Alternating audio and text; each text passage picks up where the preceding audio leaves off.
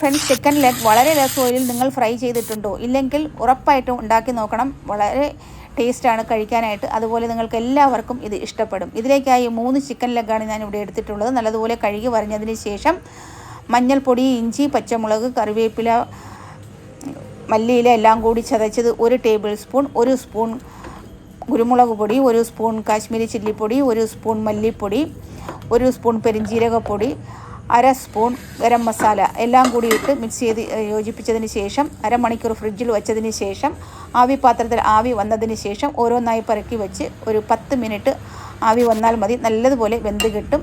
ഇതുപോലെ 2 table spoon എണ്ണ ഒഴിച്ചതിന് ശേഷം എണ്ണ ചുറ്റിച്ച് കൊടുത്തതിന് ശേഷം ഓരോന്നായി പെറുക്കി വെച്ച് നല്ലതുപോലെ തിരിച്ചും മറിച്ചും ഇട്ട് മുരിച്ചെടുത്താൽ അടിപൊളി ടേസ്റ്റാണ് കഴിക്കാനായിട്ട്.